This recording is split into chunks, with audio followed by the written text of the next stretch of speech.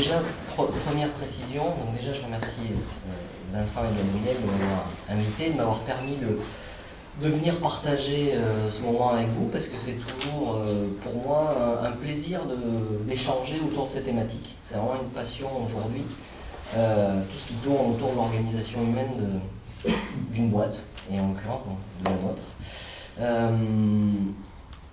Déjà, première précision, moi je suis pas un conférencier, hein, donc l'idée c'est que sur tout ce que je vais pouvoir dire ou pas dire, l'esprit c'est qu'il puisse y avoir de l'échange, parce que c'est de ça dont je suis venu me nourrir aussi, de l'échange et du challenge. Donc ce que je vous propose c'est de vous débroussailler rapidement l'histoire de Pêcheur et comment on fonctionne aujourd'hui et pourquoi on fonctionne comme ça aujourd'hui. J'imagine que certains d'entre vous connaissent l'entreprise, mais un petit rappel historique. Donc Pêcheur.com, c'est une boîte qui a été fondée, c'est d'abord un site, pardon, avant d'être une boîte, qui a été fondée en 2000. Comment ? Il y avait deux beaux-frères, dont je ne fais pas partie, hein, qui travaillaient ensemble, qui avaient une web agency en fait. Et à leurs heures perdues, ils développaient des briques logicielles sur un site à travers la passion d'un des deux qui était la pêche. Donc ça c'est le démarrage. Et donc à ce démarrage-là, vous êtes encore dans quelque chose qui n'est pas une entreprise. Et donc, il n'y a pas de question d'organisation sociale qui se pose, puisque vous faites, j'ai envie de dire, vous menez un projet sans avoir conscience de ce que ça va devenir ou de ce qui va se passer. Et puis, vous commencez à avoir du trafic sur le site, ça commence à occuper un peu plus vos journées, parce que c'est passionnant. Et puis, vous décidez de vous dire, peut-être c'est un business à monter. Et donc là, qu'est-ce qu'ils font au départ ? Ils se disent, on va essayer de voir si en s'associant à des gens qui connaissent un peu le commerce, parce que c'était pas leur compétence du début. Ils se disent on va essayer de trouver des gens avec qui s'associer, qui connaissent un peu le commerce, et peut-être il y a quelque chose à faire sur la vente en ligne en fait, parce qu'on a du trafic sur un site et qu'on peut peut-être capitaliser comme ça. Donc là, pacte social et transformation sociale des entreprises. J'aime bien le mot pacte social, on l'emploie, je crois qu'il est d'actualité à l'heure actuelle, mais nous on l'emploie depuis un petit moment chez Pêcheur. Et là ils se disent comment on fait pour attirer des gens dans ce projet-là ? On va s'associer, hein, on va leur proposer de s'associer, puisque de toute façon on ne peut pas les payer, il n'y a pas encore de business, donc voilà. Donc là on n'est pas pollué, on va vivre une entreprise, on va vivre la fameuse aventure des start-upers, hein, on va dire. Voilà. On va s'associer ensemble et on va, avec les compétences de chacun, monter ce projet-là. Bon. Ce projet prend corps et là on est en 2004 effectivement on peut monter une entreprise. On la monte parce qu'on commence à pouvoir enregistrer du chiffre d'affaires et faire ce que tout le monde nous disait qu'on n'arriverait pas à faire, c'est-à-dire vendre des cannes à pêche par internet et les expédier et pas être embêté, etc. Et le business model à l'époque, juste pour faire un lien, c'est de la place de marché, parce qu'on s'est inspiré de ce qui se passait dans une petite librairie en ligne américaine qui est devenue quelque chose d'autre aujourd'hui, mais qui avait déjà monté le concept de place de marché, c'est-à-dire de mise en relation finalement de vendeurs et de clients. Et donc, une fois que ce projet part, on se dit ok, il y a le business, mais il faut s'accélérer, c'est pas encore rentable, on n'a pas de fonds, on ne gagne pas d'argent. Parce que mine de rien c'est coûteux, il faut faire du développement, il faut essayer de faire connaître notre site, c'est du marketing, etc. Comment fait-on ? Bon, on va aller lever des fonds, on va essayer d'aller lever des fonds. Et puis là on est à une époque où on a un projet sur la toile, on mange une pizza avec des gens qui ont de l'argent et puis on lève des fonds. Enfin je caricature, mais c'est un peu ça parce qu'à l'époque internet ça avait un côté un peu facile. Donc il lève, un peu facile. attirant, on va dire, pour les investisseurs. Donc il lève des fonds auprès de Business Angel. Ça sera les seuls fonds qui seront levés dans l'histoire de Pêcheurs, et ils cèdent un peu plus de la moitié de leur capital. Et là commence déjà une histoire où le pacte social qu'il y a dans l'entreprise, il intègre des business angels qui ont un objectif, sortir à court terme, et des fondateurs qui ont un objectif, faire grossir leur entreprise, et peut-être sortir ou pas, mais en tout cas se rémunérer sur une forme de plus-value. Et en levant des fonds, on a les moyens de développer son entreprise, et aussi, du coup, ça passe par l'achat de compétences. Donc ils se mettent à acheter les premières compétences, c'est-à-dire à recruter des gens qui savent faire des choses qu'eux-mêmes ne savaient pas faire. Moi, c'est comme ça que j'arrive, en fait, dans ce contexte-là, après la levée de fonds en 2007. J'arrive pour m'occuper, on va dire, de ce qui était le web marketing au sens large. Et donc, quand on est le premier à avoir la compétence dans l'entreprise, on arrive et on est salarié, et on a déjà un pacte social qui est peut-être déjà plus très clair, parce que comment dans une start-up on peut payer cher une compétence, comment on va partager la valeur qu'on va créer, parce que c'est quand même un peu ça la question. Et donc ils n'avaient pas réfléchi à cette question-là. Donc qu'est-ce qu'ils ont fait ? Portés par la croissance, ils ont commencé par recruter des compétences, dont moi. Et puis ensuite, quand on a recruté les mêmes compétences, parce qu'on avait beaucoup de travail, ça permettait à la personne qui avait été recrutée en premier de devenir chef du deuxième, et puis du troisième, etc. Et puis très vite, on arrive à la fameuse pyramide qu'on rencontre dans beaucoup d'entreprises, même si c'est sur un temps accéléré, et même si on est censé être ce qu'on appelle une start-up. Entre-temps, pour faire le lien avec la progression de l'entreprise, elle progresse, elle connaît de la croissance, parce que Internet, c'est porteur, et parce que si on achète des compétences, parce qu'on a eu les moyens de les acheter, grosso modo, on y arrive, quoi. Mais on arrive déjà à un moment où les associés du départ n'ont pas le même objectif. Première crise dans l'entreprise, en 2009-10. Il y en a qui veulent partir assez vite, il y en a parce qu'ils sont plus âgés, il y en a qui veulent rester, développer le business, et puis il y en a qui s'éclatent tout simplement. Donc voilà. Ils sont là sur un premier dilemme qui a failli coûter à l'entreprise le fait de s'arrêter. C'est dans ce contexte-là que moi, en fait, on me propose, pour pouvoir céder l'entreprise et faire partir les personnes qui voulaient partir, et céder l'entreprise aux actionnaires qui voulaient aussi partir, les business angels. C'est dans ce contexte-là qu'on me propose d'assurer la direction générale, opérationnelle, aux côtés d'un des deux fondateurs principaux de l'époque, que vous connaissez parce qu'il a une vraie notoriété locale, qui est Olivier Bernasson. Voilà, l'entreprise, si je ne suis pas là à ce moment-là, elle va devoir acheter une autre compétence, ou peut-être que ça peut être délicat, parce que c'est un cap difficile à passer. Et comment on fait pour faire passer ce cap ? On me dit, on va t'augmenter. Voilà.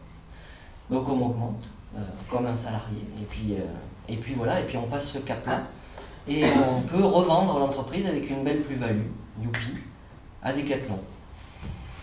Donc en 2011, Decathlon arrive, et donc là on se dit, c'est bon, là on est actionnaire long terme, industriel, quoi, ça y est. On est passé dans une autre étape, on va capitaliser encore plus. Et pendant ce temps, l'entreprise qui était une petite start-up, avec des gens qui avaient quand même peur du lendemain, et qui ne se posaient pas forcément l'idée du pacte social, on s'était un peu pyramidalisé, comme j'ai dit, mais bon, sans plus. Voilà, ça y est, on arrive, il y a Decathlon qui arrive, et grosso modo, ça y est, on n'est plus une petite start-up, on est une grande boîte. Youpi.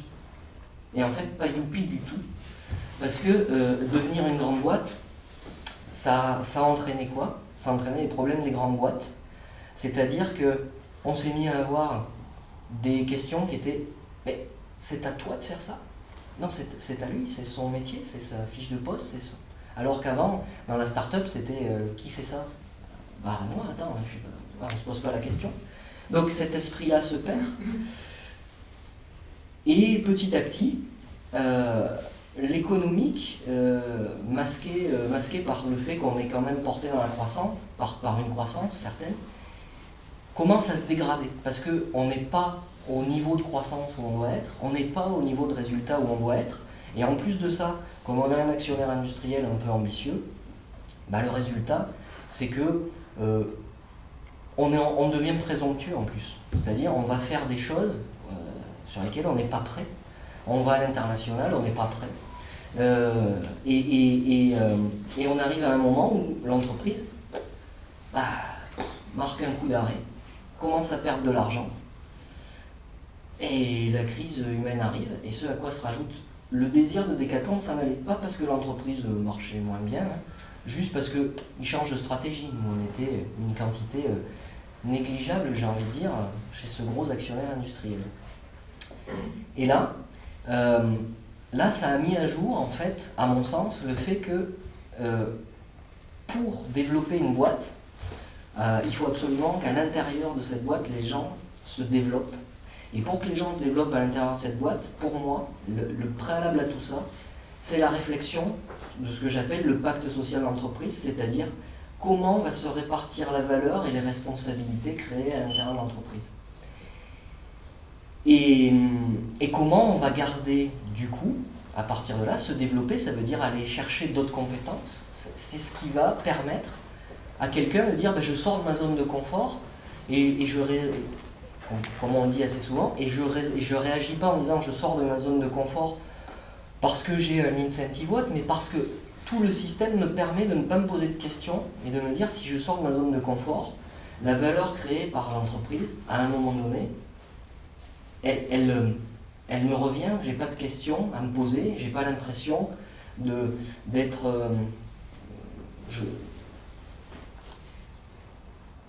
ne pas être considéré, de ne pas être impliqué, etc. Et donc, qu'est-ce qui s'est passé chez nous ? En 2015, Decathlon a décidé qu'ils allaient sortir. Donc les fondateurs ont eu peur pour leur patrimoine, les collaborateurs peut-être pour leur emploi, et tout le monde s'est mis à avoir peur, mais ça a créé une tension assez forte, humaine, très désagréable à vivre, parce que finalement on ne se comprend plus, on ne travaille plus ensemble, et c'est un peu les rats qui quittent le navire, alors qu'il n'y avait pas a priori de crise forte, mais voilà. Donc pendant ce temps-là, quand les fondateurs sont partis, on m'a demandé de prendre la présidence de l'entreprise, et j'ai décidé avec les collaborateurs de réfléchir à comment on n'allait pas être acheté, mais comment on allait vendre notre entreprise, trouver un repreneur avec notre projet et avec un pacte social un peu refondu. Alors, l'idée de ce pacte social un peu refondu, ça a été de dire, il y a beaucoup d'étapes dedans, ça va être dur de toutes les... et beaucoup de points de détails éventuels, mais je vais essayer d'en donner les grandes lignes ou les grands principes. 1. On va désiloter cette entreprise, c'est-à-dire on va casser les titres, on va casser la hiérarchie qui ne sert qu'à la hiérarchie, c'est-à-dire les liens de subordination dans le contrat de travail, il y a une limite à ça. Je ne suis pas nécessairement envie qu'on me demande le droit de faire ci ou de faire ça, parce que je ne suis pas nécessairement le mieux placé pour prendre la bonne décision pour le client. Désiloter l'entreprise, c'est aussi placer le client au cœur des décisions. Et pour placer le client au cœur des décisions, ça veut dire qu'il faut que les collaborateurs qui vont être en rapport avec les clients, a priori, se sentent bien. Donc on va juste se poser des questions sur le bien-être qu'on a à travailler ensemble. Ensuite, on va se diriger vers quelque chose qui est la responsabilisation de tous. La responsabilisation de tous aussi sur les sujets humains.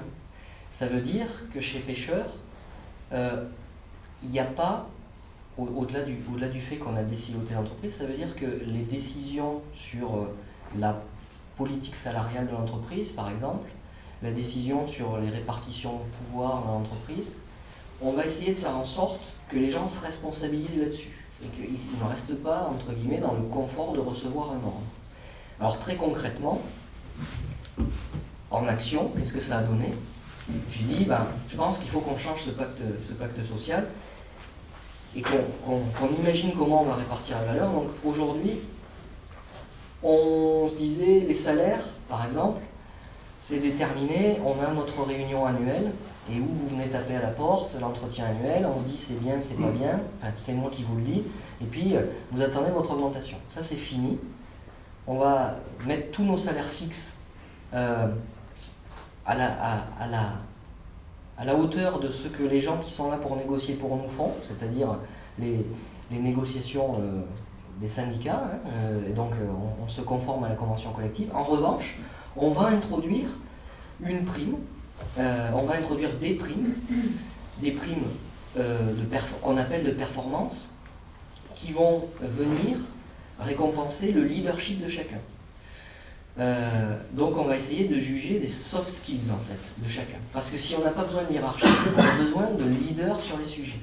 Donc grosso modo, on a mis en place des évaluations faites par l'ensemble des collaborateurs de l'entreprise qui permettent de récompenser différemment un collaborateur suivant son degré de leadership. Avec tout le monde le même objectif, on a un objectif commun, mais par contre, chaque collaborateur ne touchera pas pareil en fonction de son degré de leadership qui aura été évalué par les autres.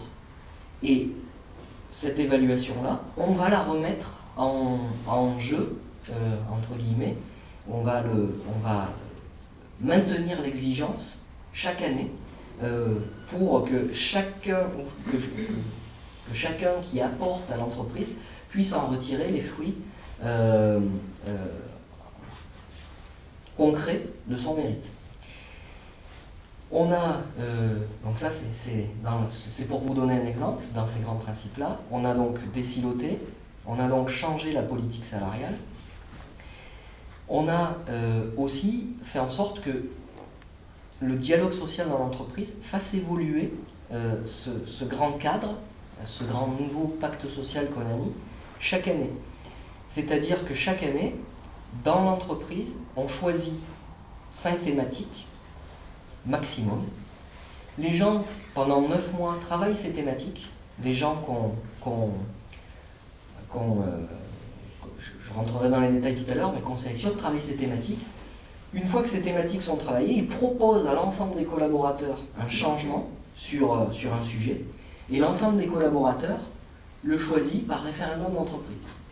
Donc, du coup, ça fait rentrer de la démocratie, entre guillemets, dans l'entreprise, et ça permet à chacun de se responsabiliser sur la façon dont on va faire évoluer, et dont on va faire évoluer notre pacte social, et la façon dont on répartit, on va dire, le pouvoir et la valeur créée dans l'entreprise. Quand je vous dis tout ça, on se dit waouh, ça fait beaucoup, comment on fait pour faire participer tout le monde, etc. La conviction de base, c'est qu'en fait, quand on organise tout ça, c'est un peu long à organiser, peut-être au départ, à conceptualiser, mais quand on organise tout ça, on obtient une sérénité des relations sociales beaucoup plus claire, parce qu'on sait qu'il n'y a pas de sujets tabous qui vont être traités, qu'ils ont été cooptés par l'ensemble, et qu'il n'y a pas d'agenda caché, il n'y a pas de décisions qui sont prises à l'encontre des uns ou des autres. Donc voilà par exemple la traduction concrète de ce qu'on a fait. On a par ailleurs également réfléchi à la façon dont les gens allaient participer à la reconnaissance au quotidien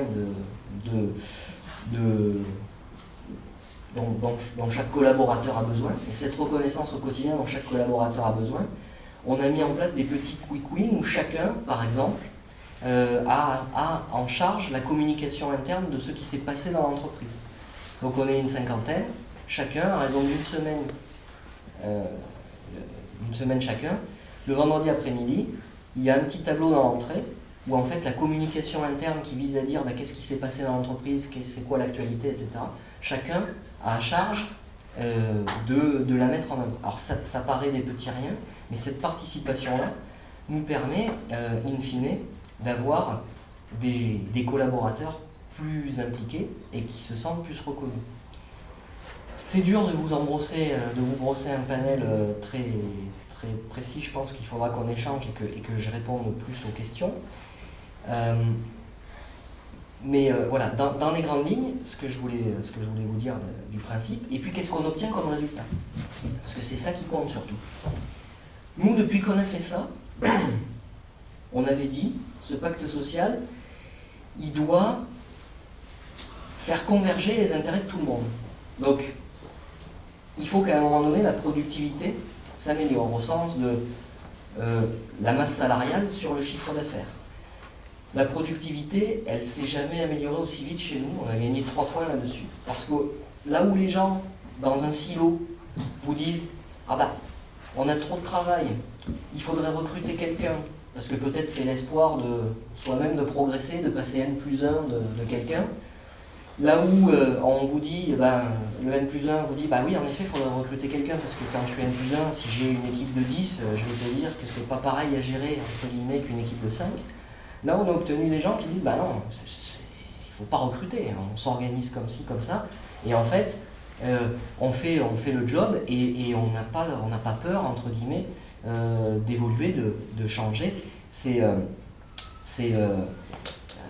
nous qui nous prenons en main.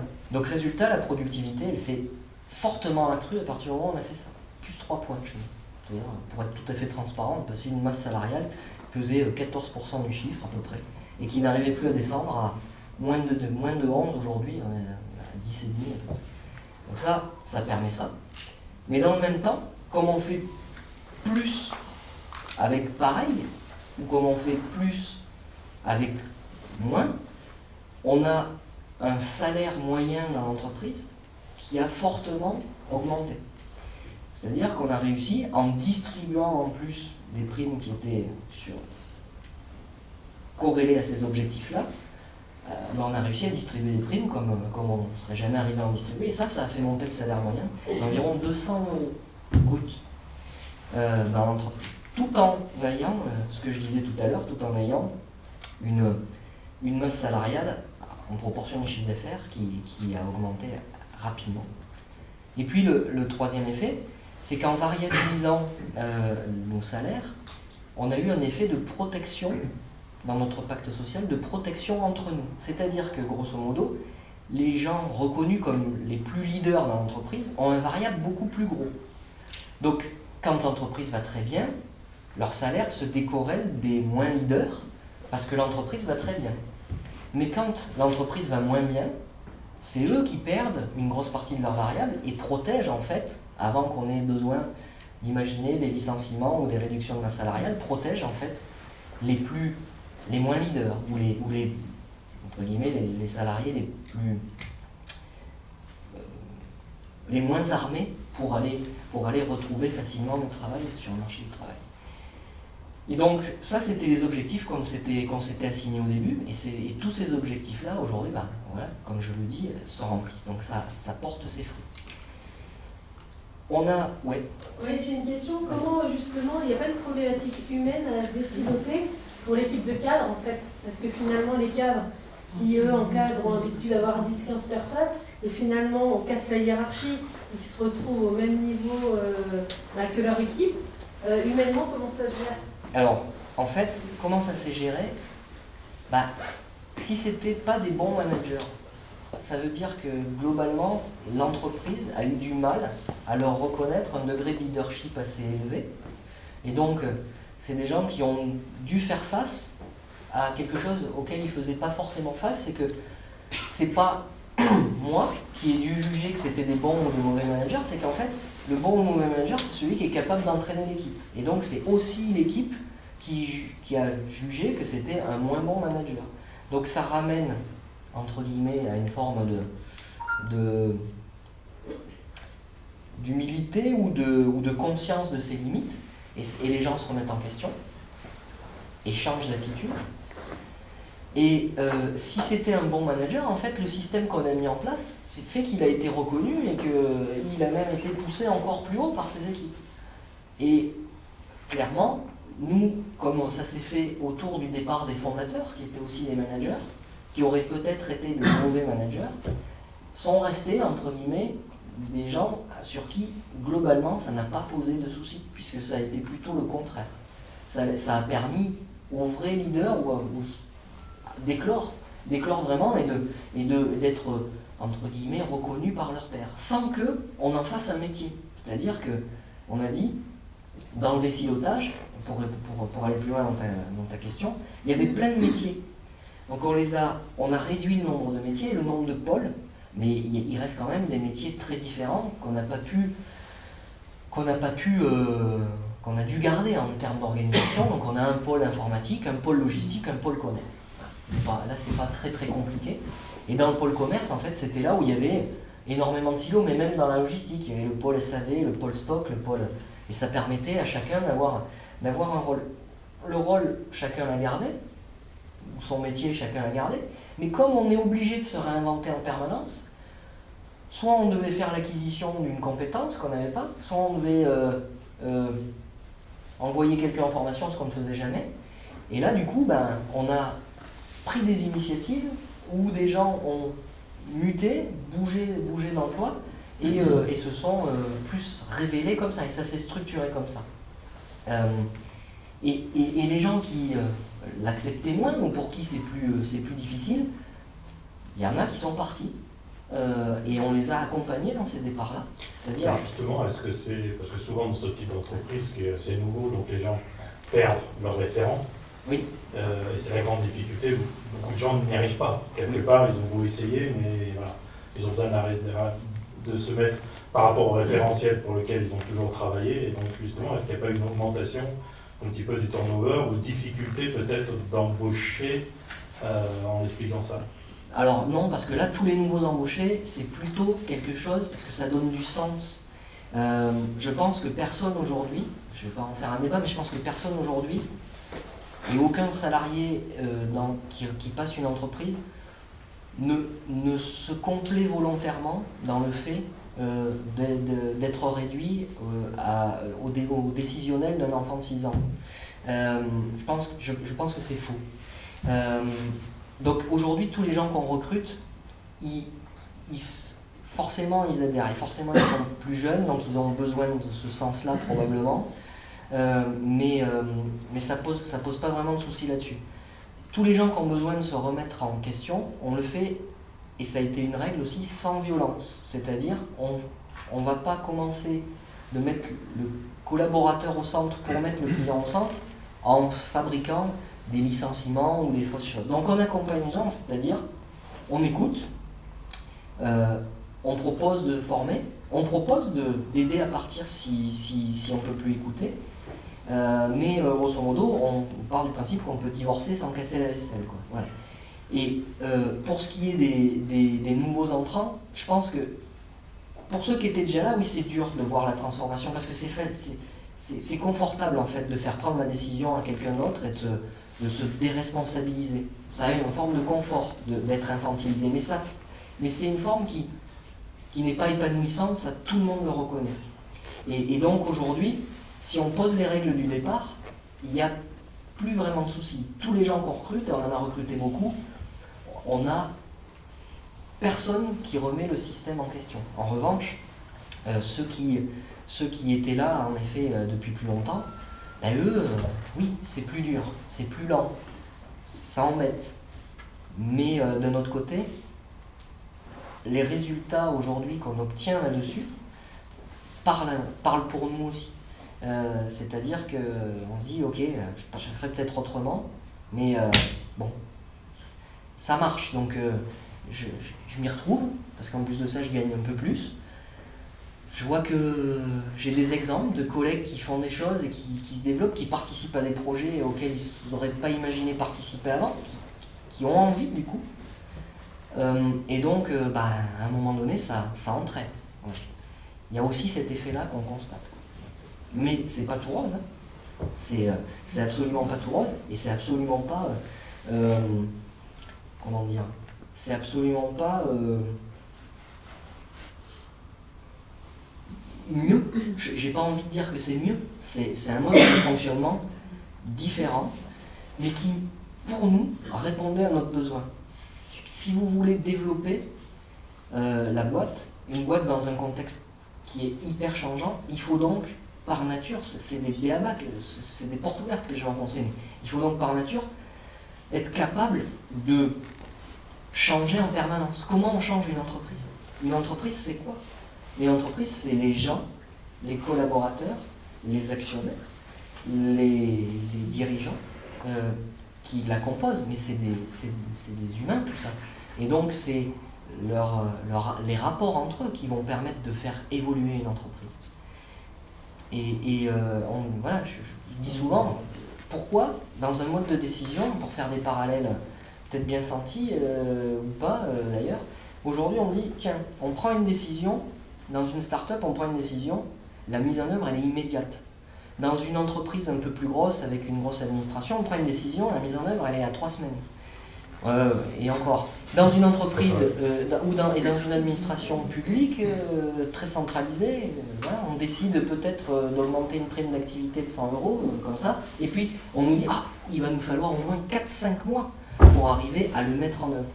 Parce que c'est aussi le désir d'agilité qu'on a. Et ça, moi je ne pense pas que ça revient à la taille, ça revient juste à la façon dont l'entreprise s'organise entre elles. Parce que, je prends l'exemple de pêcheurs, mais j'ai rencontré du coup beaucoup d'entreprises de tailles très très différentes qui arrivaient à faire ça. Pêcheurs, on est une grosse cinquantaine. Quand on était 40, on était moins agile, beaucoup moins. J'ai rencontré une entreprise qui est, aujourd'hui, on a un actionnaire qui est le groupe Centre-France, la montagne. Ils sont 1800, voilà, et puis je le dis, puis il y a des gens qui y travaillent. Et en termes d'agilité, c'est pas ça. Et pour autant, j'ai vu d'autres entreprises organisées différemment, comme le groupe Hervé, par exemple, qui est une entreprise qui pratique ces modes de management collaboratif depuis très longtemps et desquels on s'est aussi inspiré. Ils sont 2000 dans le groupe et ça fonctionne très bien. On était chez Decathlon et au fond, chez Decathlon, entreprise qui emploie plus de 60 000 salariés, on était certainement plus agile pour collaborer entre nous que l'actionnaire chez qui on est à l'heure actuelle, par exemple. Donc tout ça, c'est pas qu'une question de taille, c'est aussi une vraie question de collaboration humaine.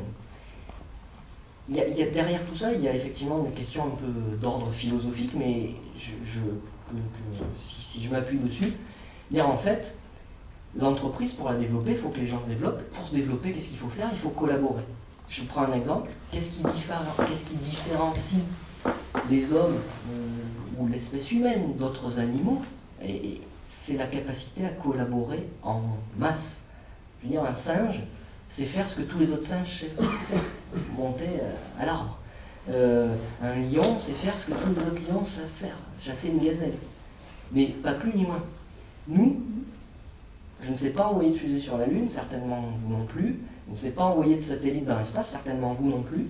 Pour autant, je profite d'une collaboration à grande échelle qui fait que les bienfaits de tout ça, même en n'étant pas du tout capable de le faire individuellement, on en profite.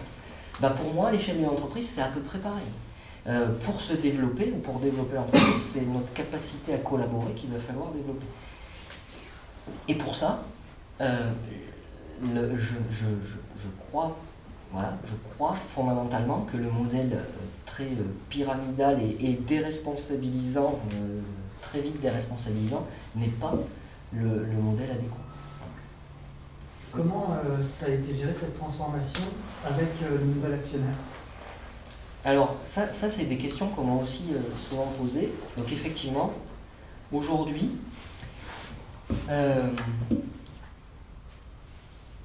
on n'est pas, l'actionnaire majoritaire, c'est le groupe Centre-France. Bon, ben, si demain, il décide de dire t'arrêtes tes conneries, c'est ta philosophie, etc. Bah, moi je dirais j'arrête. Ouais, c'est qu'à un moment donné, le rôle d'un dirigeant, mon rôle à moi, c'est de dire je pense que pour vous, actionnaires, à long terme, ce qui va faire gagner l'entreprise, ce qui va assurer sa meilleure valorisation, son meilleur développement, son meilleur chiffre d'affaires, sa meilleure rentabilité, c'est cette organisation. Je le pense à long terme. Et je pense que c'est aussi ce qui permet d'amener les gens là-dessus. Si demain on me dit que c'est pas le cas, je pense qu'il y a d'autres organisations possibles. Mais en tout cas, moi je ne serai pas l'homme de ces autres organisations, parce que ça ne sera pas ce que je saurais faire, ça ne sera pas mon savoir-faire. Donc je crois aussi que le rôle d'un dirigeant, quel qu'il soit, vis-à-vis de ses actionnaires, c'est, il me semble, de faire ce qui est bon pour l'entreprise. L'entreprise au sens de toutes les parties prenantes. Les collaborateurs, les actionnaires, les dirigeants. Et pour ça, je trouve que la méthode, c'est très souvent d'essayer de se ramener au long terme. Donc si demain j'ai un actionnaire qui me ramène au court terme, on aura une crise de court terme qui favorisera peut-être mon départ, qui m'incitera probablement à essayer de lui dire peut-être qu'avec d'autres je peux reprendre la boîte et qui vont me permettre de faire de continuer de mener ce projet-là comme ça, parce que c'est ce qui me paraît être le meilleur destin pour l'entreprise. En termes salarial, comment vous vous positionnez par rapport au marché et comment vous gérez les tensions qu'il peut y avoir sur le marché? Alors en fait, on ne se positionne pas par rapport au marché. Ça c'est... Voilà. On assume, on dit, il y a une négociation qui est faite, donc je dis, quand quelqu'un est embauché, on respecte exactement le métier pour lequel il est embauché dans la convention collective. Donc, le salaire, c'est celui-là, il le sait, il aura ses augmentations conformément à la convention collective, etc. Et ensuite, on lui explique que le variable, chez nous, donc la répartition de la valeur créée, elle se fait sur ce qu'on va dire, sur ses soft skills, pas sur ses hard skills. Les hard skills, c'est son expérience professionnelle, etc. Je n'ai pas envie de faire de négociation, je laisse ça à ceux qui sont là pour le faire, et j'applique stricto sensu ça. Et ensuite, par contre, on dit sur les soft skills, si tu arrives à... Alors, on a plusieurs niveaux, mais ce que j'ai dit tout à l'heure, grosso modo, ça part de... Tu es là pour exécuter ton contrat de travail, ni plus ni moins, donc tu as une petite prime. Si tu es là pour initier des projets, fédérer, piloter au sein de l'entreprise, tu as de fait une prime beaucoup plus importante. Le marché,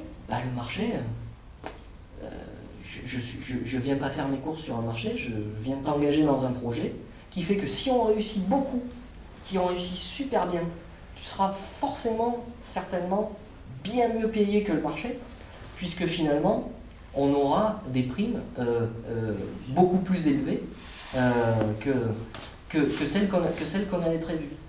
Je prends un exemple concret. Vous êtes un informaticien, ça marche bien, il se développe bien, il arrive à avoir une prime, il fonctionne bien dans la philosophie de l'entreprise. Et il y a une tension sur le marché des informaticiens, et en 2-3 ans, les informaticiens, leur salaire augmente de 25-30%. Et là, ils se retrouvent et ils se disent, tiens, il y a un écart. Est-ce que, peut-être qu'un que vous avez rencontré, s'il se dit, la philosophie de pêcheur me plaît mieux, je préfère gagner 10-15% de moins, ce qui est le cas souvent dans des boîtes où les gens se sentent très bien, ou est-ce que vous avez essayé dans ce cas-là de voir pour la prime, d'ajuster? En fait, on a des intrapreneurs chez nous, on n'a pas des salariés. C'est ce que j'ai essayé de vous indiquer. C'est qu'en fait, un intrapreneur, il se dit, potentiellement, j'ai une prime, mais comme elle n'est pas plafonnée, si on fait des super bons résultats, je vais repasser au-dessus. Si on fait des moins bons résultats, je vais repasser au-dessous. Et donc, en fait, ceux qui ont un profil intrapreneur, ils restent, et ils ne se posent pas cette question. Et ceux qui ont un profil salarié, carriériste, et c'est pas péjoratif ce que je dis, ils se posent cette question, et certains s'en vont. C'est certainement mieux comme ça. Sur l'aspect stratégie de la boîte, donc il y a tout ce versant opérationnel qui est un peu autogéré quelque part. Il y a un board avec les associés, etc. Et vous vous retrouvez à faire l'aller-retour entre les deux. Alors, c'est plus non, lourd que ça. alors, vous faites bien d'en parler parce que la gouvernance c'est quand même important. J'ai pu donner l'impression qu'il n'y avait plus de gouvernance. Non, il y a une gouvernance. C'est-à-dire que, comme je l'ai dit tout à l'heure, il y a des pôles logistique, informatique, commerce, désilotés. Il y a plein de métiers à l'intérieur. Parmi les gens qui sont plus leaders, je demande de choisir 1 ou 2 leaders de pôle. Pourquoi ? Parce qu'on ne peut pas être 50 autour de la table pour décider d'une stratégie. Mais par contre, il faut être sûr que c'est quelque chose qui va être correctement exécuté derrière. Donc, si les leaders sont cooptés et choisis par des gens qui reconnaissent leurs soft skills et leur capacité à fédérer, à piloter, alors ils sont légitimes pour venir aider à définir la stratégie. Et donc, on a des leaders de pôle qui sont là pour définir la stratégie de l'entreprise et prendre ces décisions. Ce n'est pas quelque chose qu'on discute à 50. En revanche, on a aussi dans notre organisation, au-delà des leaders de pôle, on a ces leaders de pôle, ils participent à définir la stratégie et à regarder son exécution. Donc en fait, on ne fait pas des codires, on fait des points projets hebdomadaires et on fait un kick-off annuel où on dit voilà la stratégie de l'année et ensuite on déroule avec des points de projet hebdomadaires et c'est le rôle de ces leaders de pôle. Et à intervalles réguliers, à peu près tous les trimestres, on a en plus 3 autres leaders qui viennent et on prend un moment qui pourrait être ce qu'on appelle le codir. Nous on appelle ça, c'est notre réunion, voilà, on n'y donne pas de nom. C'est notre réunion trimestrielle dans laquelle on vérifie que les orientations stratégiques qu'on prend ne doivent pas être mises en cause ou pilotées, ou bifurquées ou pivotées. Et en fait, ces 3 autres leaders, au-delà des métiers, c'est des leaders transverses dans l'entreprise, ce qu'on appelle le leader du client. Donc tous les gens qui sont clients aussi de notre site dans l'entreprise choisissent un leader pour que à notre table, à un moment donné, il y ait le client. Plus la casquette du collaborateur, la casquette du client. Il y a le leader humain, c'est-à-dire la personne qui dans l'entreprise est chargée d'animer cette politique salariale, ce pacte social. Et puis il y a celui qu'on appelle, et qui est représenté par moi en l'occurrence, le leader de l'entreprise de demain, c'est-à-dire ce qu'on dit l'innovation. Pourquoi ? Parce qu'en fait, toute notre gestion ou toute notre stratégie, on prend des décisions chaque jour et on dit c'est qui paye l'addition de cette stratégie ? C'est forcément soit le client, soit le collaborateur, soit l'entreprise de demain, les futurs clients et les futurs collaborateurs. Donc, on challenge tout ce qu'on décide au regard, avec chacun sa casquette, demain, client et collaborateur, le client aujourd'hui, le collaborateur, et on challenge tout ce qu'on décide au regard de ça. Et c'est ça la gouvernance qu'on met en œuvre. Comment on choisit ses leaders ? Ce que j'ai expliqué, ça par contre, c'est parmi le champ des possibles, donc les gens à qui on reconnaît un degré de leadership, qui va entre guillemets, être capable de mener cette discussion. Voilà, donc il y a quand même une forme de gouvernance, mais qui n'est pas un métier. C'est un état à un instant donné. Je peux être le leader à un instant donné, je peux ne pas l'être demain.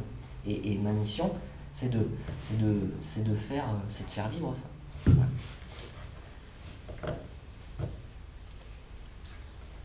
Je vous ai une question. Je vous propose de continuer à pouvoir échanger avec Faustin un petit peu autour d'un verre à côté. Merci et je pense que